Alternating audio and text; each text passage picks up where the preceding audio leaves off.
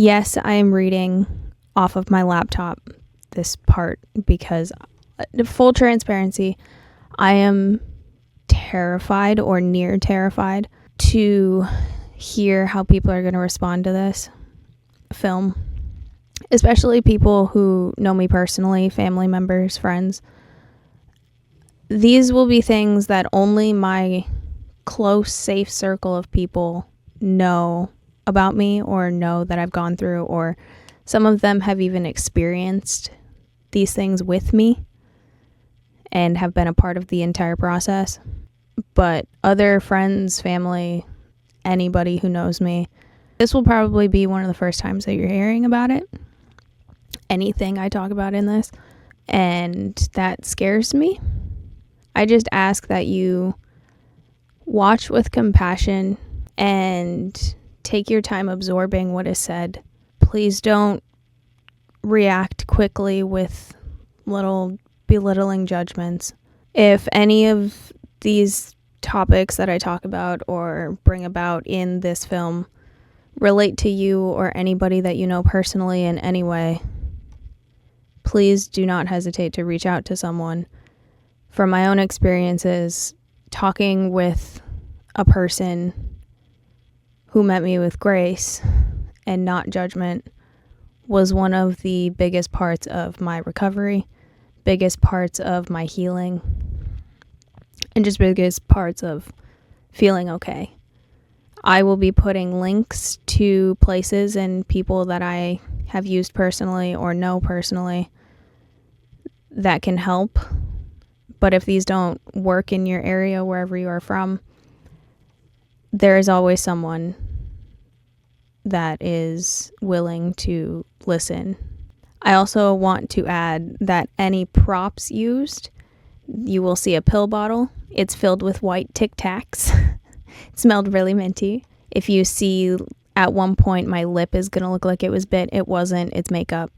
Everything was done safely. And you'll see some bloopers at the end to show the process of how this thing was made. So stick around if you want to see the weird parts of making this. Thank you. Oh, I'm so scared.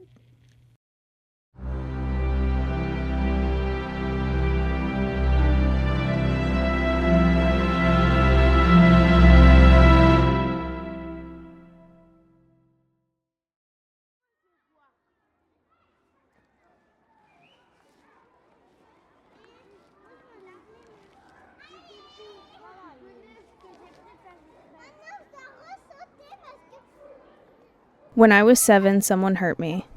I was threatened, in pain, and as I lied there, I felt disgusting.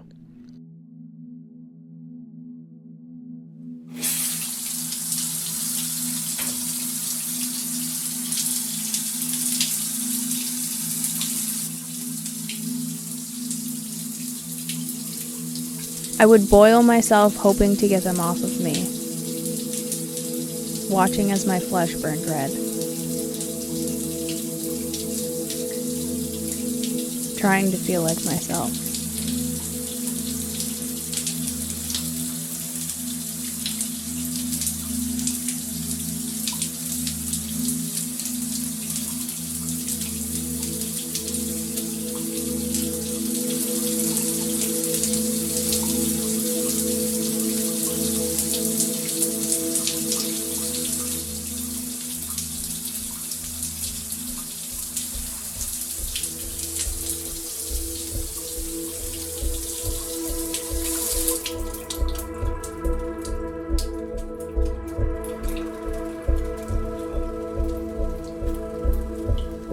My legs started to need woke up in order to get out of bed, and I stopped eating breakfast.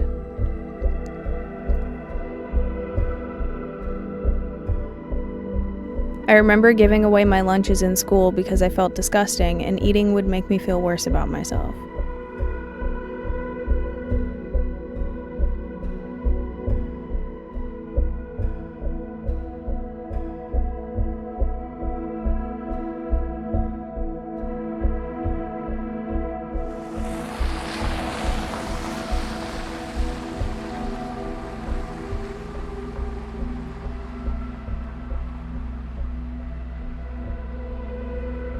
That was the first time I laid in the middle of my driveway and just waited. Staring as the headlights and tire tracks passed, wondering what it would feel like.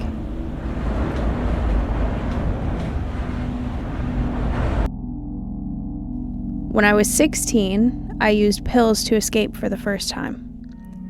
I felt alone and terrified. Aside from my circle of people, everyone abandoned me. I wasn't me anymore.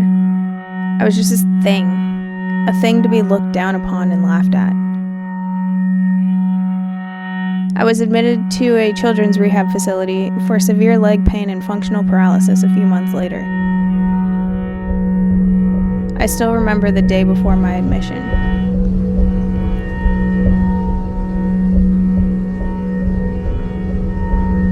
I remember praying for God to help me figure out what to do.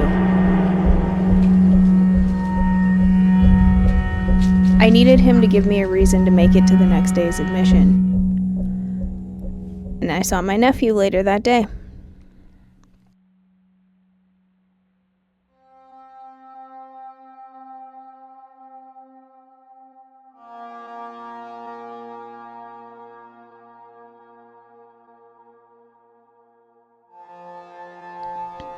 November 13th, 2016, I arrived at the building.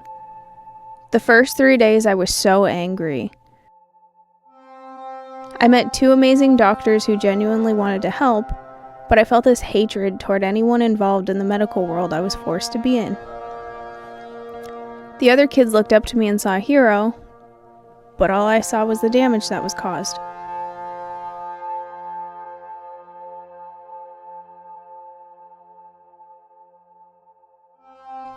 By 18, I was officially disabled, secretly addicted to the pain pills they freely gave, and I still didn't want to be alive.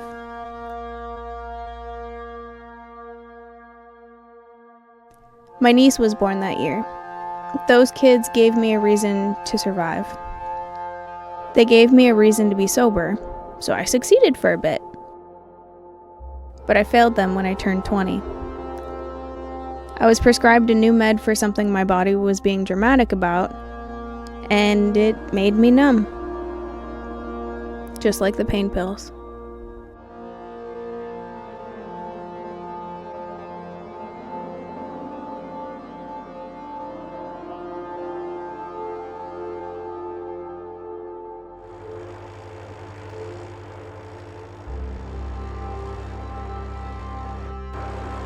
That was springtime of 2020. By July, I was back into it and tired. I hated who I had become. I hated who hurt me. I hated that they got to walk around free of guilt while I flinched every time my niece or nephew touched my leg.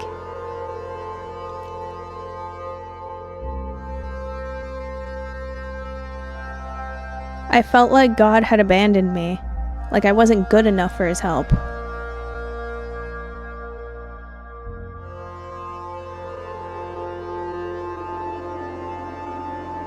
So, November 29th came and I was sitting on my bed, reaching toward the drawer I held the bottle in, ready to stop failing those I loved, ready to stop holding them back. I thought they were better off without me, that I was like a tumor they just couldn't get rid of. Seconds before my hand hit the nightstand drawer, a door opened. When I was 21 years old, I got sober for the last time. And I made a list of things I wanted to accomplish before I turned 25. That all came to a halt when my body shut down at 22. I had organs failing to function and breathing was getting harder with each moment. No one thought I was going to make it home. I am 24 years old, and I turned 25 in less than a month. I'm an author, a photographer, and I'll be sober for 4 years in April. I am dependent on my feeding tube and wheelchair, but I'm alive. I had dreams of becoming a local physiatrist and specializing in pediatrics to help kids who were hurt and needed a reason to make it to their next admission. And although that didn't happen, at least my future isn't an F word anymore. I'm turning 25 tomorrow. I don't need that bottle anymore. The driveway is just a canvas for chalk now. And I didn't accomplish everything on that list that I made. I'm not married. I'm not pregnant, though some of you like to assume. I'm not in med school, and I don't live in an apartment on my own in Pittsburgh. But I'm okay. I'm okay because the 7-year-old girl being threatened and lying in the driveway made it to be 25 years old. I did not deserve what happened to me.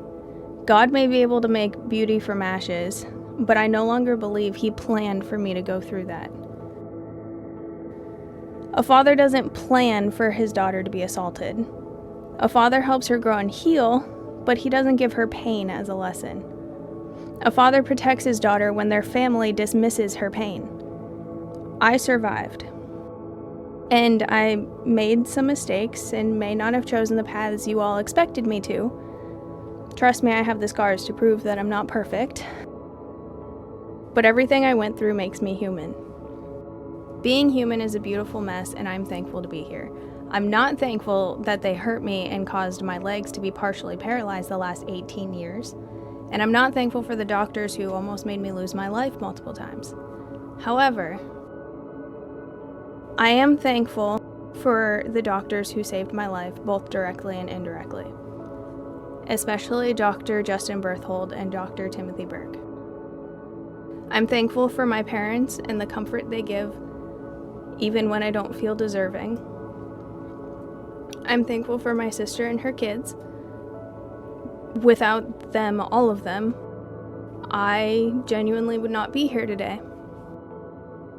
I'm thankful for my closest friends who have never wavered in their love and support. One of them literally carried me on their back up a flight of steps, and another stayed on the phone with me for 14 plus hours just so that I wouldn't fall asleep alone.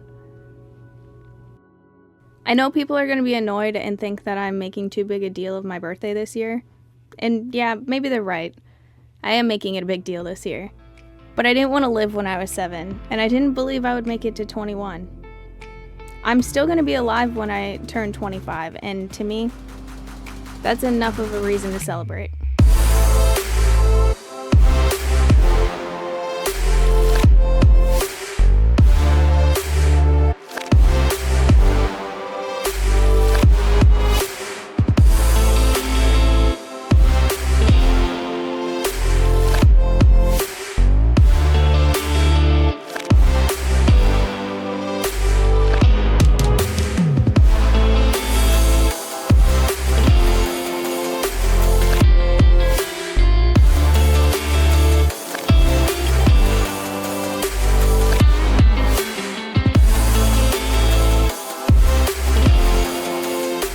Gonna sit in my lap. You're in my lap. That's so cute.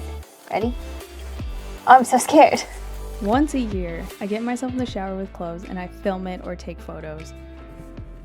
I don't know why. It's just something that I do for it's very artistic. Ow. Oh God. Oh, I hate my life. Why did I do it? Wah, wah, wah.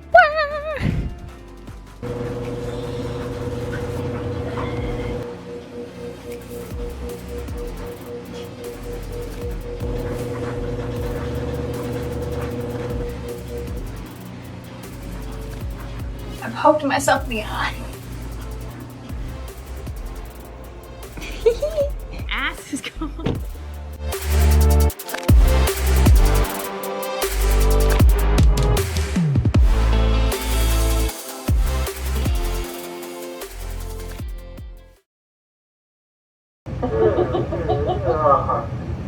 She's up in your desk taking a picture. I can't call her Popo. John called her Peanut. You call her Squeaky. Hey, you know there was somebody... Looking at... Tell me a story. You want to tell me a story?